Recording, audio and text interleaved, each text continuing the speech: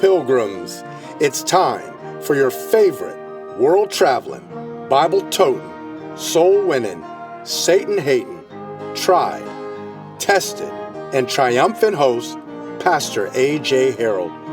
Just a quick reminder to not be weary in well-doing, for as peculiar pilgrims, we're just watching, waiting, and working. Saddle up And let's ride. I woke up this morning and I thought about the special meetings we have at our church. Sometime before the meetings, I will notify several pastors that are within about a 2-hour driving distance to our church. Our church is located in Bellflower, which is about 21 miles outside of downtown LA. Coming to a special evening service at our church during the week, that's not an easy task. But since we've been doing it for 10 years now, I realize that I have not been able to get good participation from those pastors in the 2-hour or so range and churches that are within that same distance. Now, I'm probably going to say this a few times in this week's episode, but I'm not upset at all or trying to call out anyone, but rather I'm trying to prove a point. See, if I were to ask you, how many friends do you have? What would you say? I'm in my mid-40s and I've traveled the country and been to a few other countries. I know missionaries, I know military members all around the world. My phone right now has 739 contacts, but that's exactly what they are, contacts. 739 contacts. See, we can really get our feelings hurt, and yes, I said get our feelings hurt, if we don't understand what a true friend really is. Our church just celebrated our 10-year anniversary, and I was actually disappointed at how few local, again within 2 hours or so, pastors attended. Now, we're a small, struggling church plant. Yes, we're 10 years old, but whatever number of attendees you think we have, you're probably way off. We're just a small, struggling church plant, and I hear these words more often than I can count from other pastors. I hear things like this: if you need anything, let me know. So, I needed some quote-unquote friends to show up in support of what the Lord's been doing and how the Lord's been blessing over the last 10 years. But many of them didn't even reply to the invitation. Again, this may sound like I'm complaining or like I've got a chip on my shoulder, like I think I'm somebody special or I deserve something. Listen, that's just not true. That's just not the case. I'm not trying to be unreasonable while doing my reasonable service in LA. But I did want to use this as an illustration, as an example, because this is where I'm at. This is where I live. I can make up false and fake and parable, if you will, scenarios, but I decided to just share my heart with what I'm going through in the moment. So it's not like, again, I'm not upset, I'm not mad, I'm not calling anyone out, but I just wanted to use something that we could all measure and understand. Today, I myself didn't go to a church's special revival meeting last night, and I probably won't go tonight. I mean, I may. I'm back and forth. It's noon right now, and it's 12:05 p.m. There's a service. It's about an hour and 15 minutes away from my home. I'm considering it. I'm back and forth as it is right now. I probably won't go, but I should go. I've been invited to go, and that's my point. I have invited many, many people over the last 10 years to our special meetings, and we have very few that will attend. Again, today, I myself did not go to a special meeting yesterday, last night, and probably tonight. And it's the church, by the way, that I got saved in when I was just a little boy. It was a church right now with this revival meeting that has a preacher that I actually want to see, I want to hear, I want to give him a handshake. I've only met him one time. I believe it was last summer or maybe the previous summer. But by the way, he's a contact, and we're going to get into that here in a little while. But I met him only one time. I would like to hear him tonight. But as it is right now, it doesn't look like I'm going. Now, I might go this evening, but I doubt it. And here's one excuse, and that's what it is. One excuse is my wife and my three oldest daughters, they are currently right now attending a ladies' meeting at a church that's literally 2 hours away in San Diego. And so they're there. They have a special meeting tonight that starts, I believe, the evening service starts at 6. It won't be over till at least 10. They'll probably talk a good half hour to an hour. So they won't be home until 11 p.m. tonight or midnight. And so that's part of the reason. Right now, I'm homeschooling. I'm tending to things at home with the kids. So I have a valid excuse to not attend tonight. And I'm sure that most of the men that I invited over the last 10 years to different church events, they had an excuse as well. This is why this is not being said in a negative spirit, but I'm using this current example to teach a lesson that this is so important for us to understand. I want you to understand, or at least unpack and think about this. What is a true friend? Now, I have to move forward, but I really hope that was clear. I really would hate for you to think that I'm complaining or exuding a negative spirit. I record these podcasts to teach my grandchildren, and I use my own personal experience to both let them know what I've gone through in my lifetime, but also how they can properly continue and never let up. This may be one of those, is that too soon moments? Like maybe I shouldn't be talking about something that just happened in the last few weeks. Maybe it's too soon. But on the other hand, when my grandchildren hear this episode, they will have no idea who my friends are, who my contacts are, or who my acquaintances are. So, okay, most of you are faithful listeners and you're on board. So let's saddle up and let's ride. What is a true friend?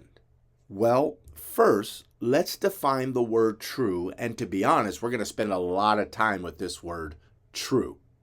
There's 739 contacts in my phone. 739 contacts.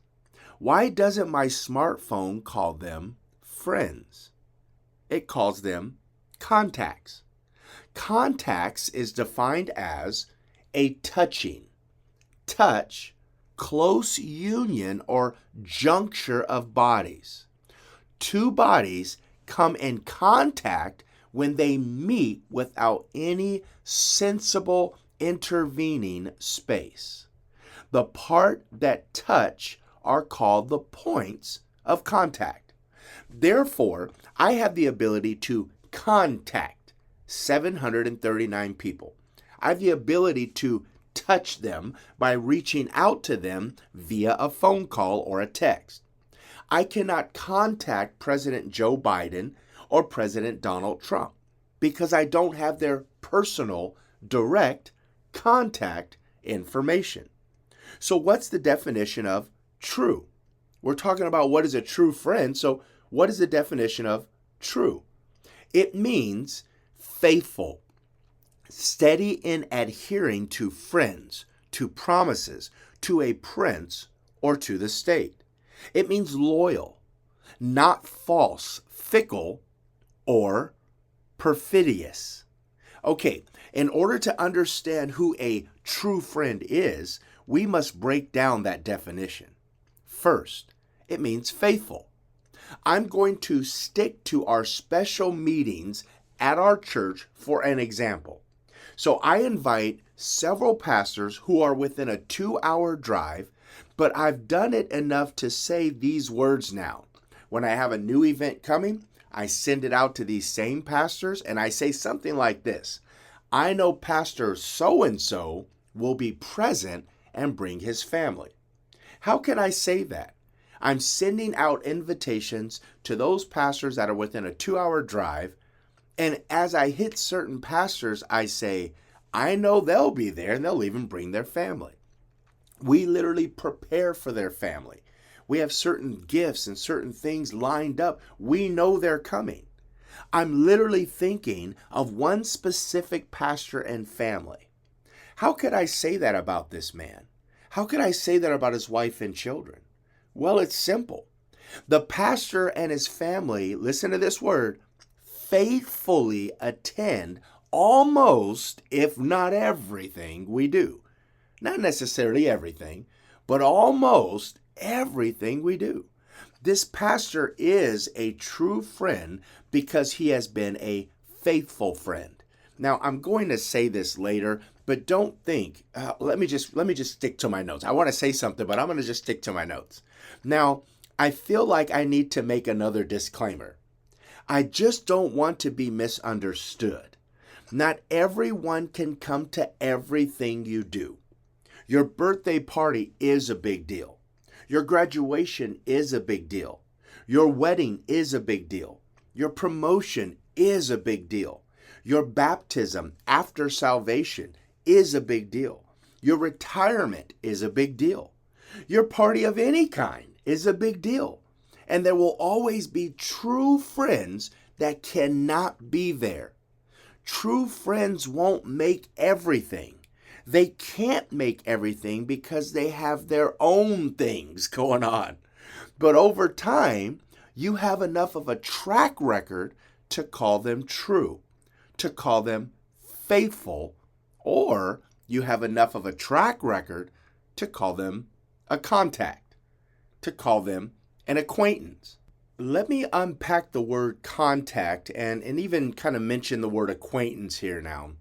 We've defined a contact, but some of those contacts we equate with friendship, and we have inadvertently labeled them incorrectly. They are not friends, but acquaintances. Toward the end, we will define what a friend is, but let me define acquaintance for you.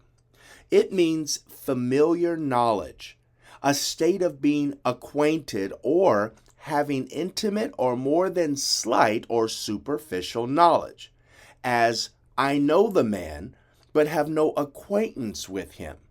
Sometimes it denotes a more slight knowledge. Now, some of the contacts in my phone are just that.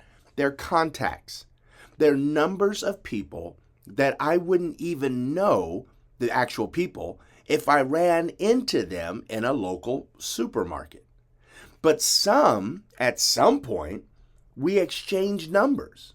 Some of the contacts in my phone, I have a more slight knowledge. Now, if I saw them in a local supermarket, I would know exactly who they are.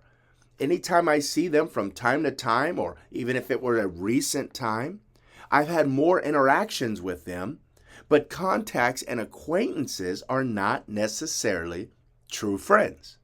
Again, true is defined as faithful, steady in adhering to friends, to promises, like a prince to a state, loyal, not false or fickle. Steady in adhering to friends, promises, and etc. Adhering. So what does that word adhere mean? The word adhere is defined this way: to be joined or held in contact. Held in contact. It means to cleave to. And it also means to be consistent, to hold together as the part of a system. Now we're getting somewhere. A contact may be for one specific task, and upon completion of that task, you could actually delete that contact from your phone and never need that information or that service that was provided again. An acquaintance can be refreshing and even enjoying as you meet up randomly or methodically for one reason or another. But a true friend, one attribute of such a person, a true friend, is one that adheres to you, They are joined or held in contact, and they cleave to you. You don't ever delete their contact information, but you hold that contact forever. True also means loyal. Loyal is synonymous with faithful, yet loyal emphasizes faithfulness without deception or treason. It paints the picture of a prince being loyal to his king. Now, I'm no history buff, but it doesn't take much knowledge to know that throughout history, kings were treated with treason by their princes, some of them by their own wives, their own daughters. And so that is not loyalty. Loyalty is synonymous with faithful, but it emphasizes faithfulness without treason. Loyalty is not necessarily an attribute that is given to a contact. For example, I had our roof done on our home a couple years ago. I had a few phone numbers associated with that contracted job in my phone. Now, I no longer call, I no longer text, I no longer visit them in their office or even on the job site, which is my own home. But if I needed more roof work done, I would be willing to ask someone else to do it. I have no brand loyalty to that company at all. That roofing company, they came, they knocked out the work, they did an excellent job, but now we have no more, listen to this, we have no more contact. We have no more loyalty. I don't even know their names anymore. There's no reason for me to because the contact was under contract. There was no intimacy there. There was nothing special there. There was no need for loyalty. It was just something that I needed for that moment. Now, there was a day where brand loyalty was a big deal. I mean, Ford drivers were Ford drivers for life, and they would never drive a Chevy, and a Chevy driver would never drive a Ford. Now you can drive down the street and you can see a Ford, a Toyota, a Chevy, and a Tesla all in the same driveway, and no one really cares. Well, they kind of care about Tesla right now, whatever. And actually, I don't even believe that. I think that's a whole bunch of propaganda. But anyway, the older peculiar pilgrims, you may still care about brand loyalty to your Ford or to your Chevy or etc. But the younger generation, we just kind of drive whatever's affordable. A contact and an acquaintance, they really don't demand or even deserve our loyalty. But a true friend, true friends absolutely deserve our loyalty. This is where not showing up for an event doesn't disqualify a true friend from being a true friend. Let me explain. I know a man that has followed this verse to a T in my life. Proverbs 18:24, the Bible says, "A man that hath friends must shew himself friendly, and there is a friend that sticketh closer than a brother." This true friend has faithfully encouraged me for over 10 years now. He also lives within 2 hours of our church. But because of health reasons, he was not able to attend our 10-year anniversary. But what he did do blew me away. My wife was even surprised. It was just amazing. He and his wife sent a beautiful card, and also it had a check in it, and they were congratulating our family and our church for our 10-year anniversary. You see, loyalty to a friend doesn't always show itself in presence, but always shows itself in participation. We live in a day of technology. My daughter contacted several people who then sent videos to my daughter, and then my daughter put them all together and showed my wife and I, after a church service, all these videos. Although these people could not physically attend, they participated in the event.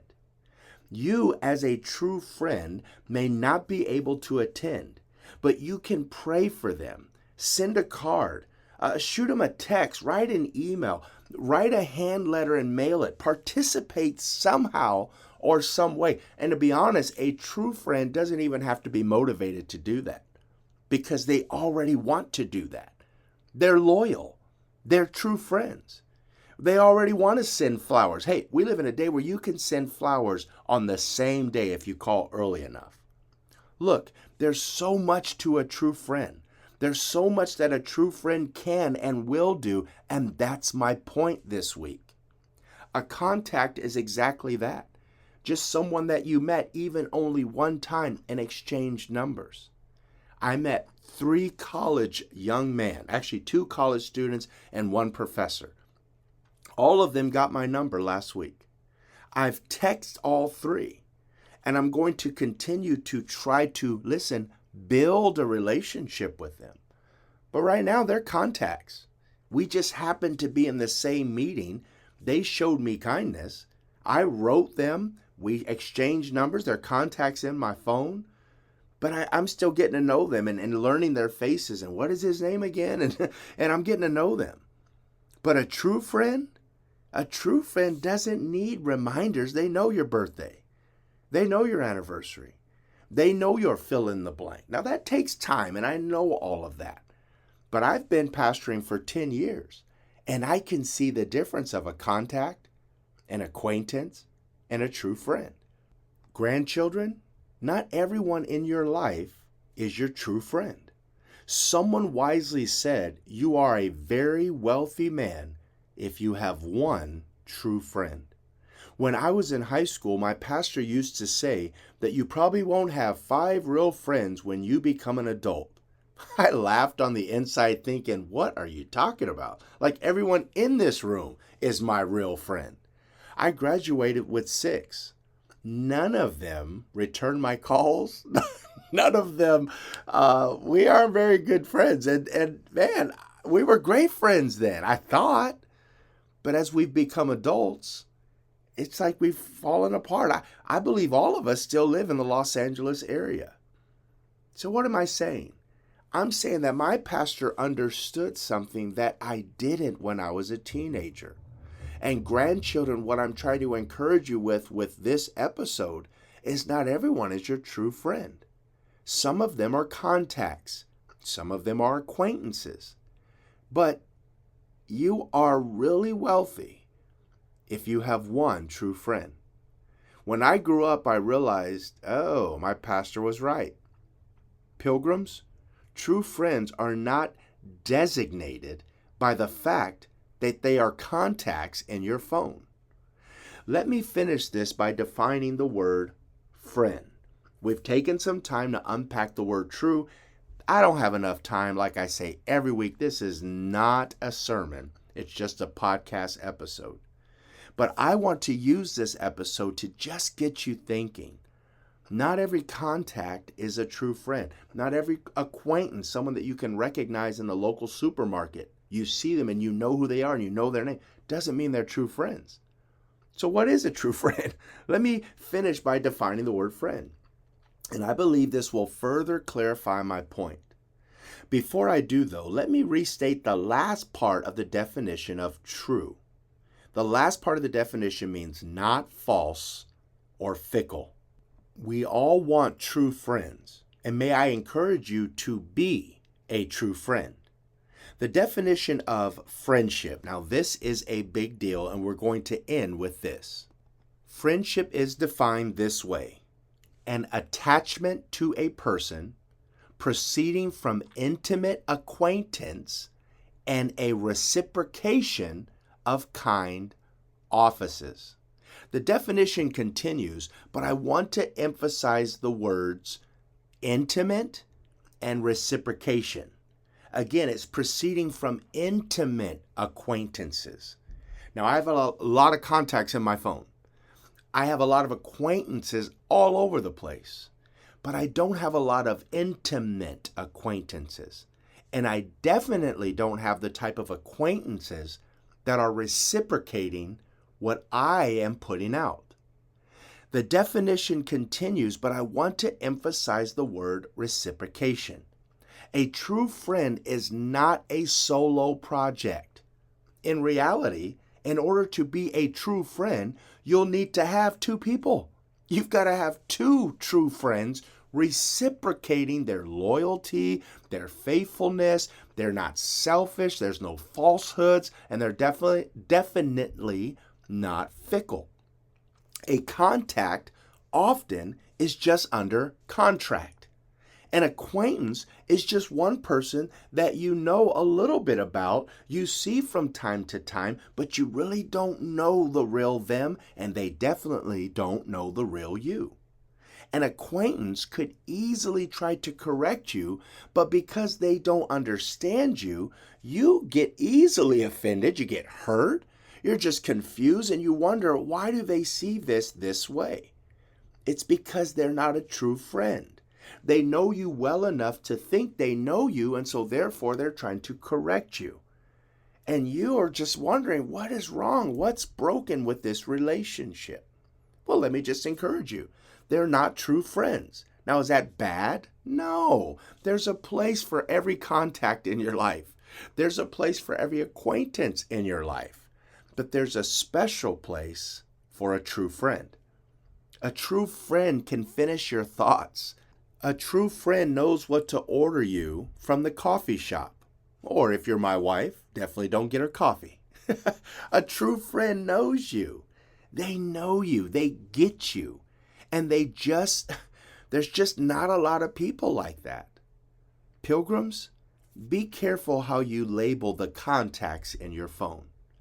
If labeled correctly, then you'll be able to understand where they are coming from when they interact with you. Now, let me ask you, I started with this question, but I'm going to finish with this question. How many true friends do you say you have now? Who reciprocates or matches your pouring out of yourself into them? You know who does that? Your true friend does that. It's just something to ponder. Contacts, acquaintances, and true friends. By the way, again, I'm thankful for all of them. There is a nice brand new roof on my house and on our garage because of a contact. And hey, that contact was given to me by another acquaintance, my neighbor, who told me, hey, I know someone who can help you. That acquaintance gave me the information for the contact. And right now, I don't talk to the contacts, and I rarely talk to my neighbor. He's moved to another state. We still, have each other's phone numbers. And so from time to time, he'll text me, as a good acquaintance would. But a true friend, that's just something to ponder. By the way, again, I'm thankful for all of them. I'm just learning how to label them correctly so that when the contact drops the ball, in my opinion, or the acquaintance drops the ball, in my opinion, I'll realize they should have never had the ball in the first place. The ball is precious. The ball only belongs with my true friends. The contacts are contracted. The acquaintance are a blessing and refreshing. But what a friend we have in Jesus. I think you knew that was coming. No matter what, we have a friend that sticketh closer than a brother.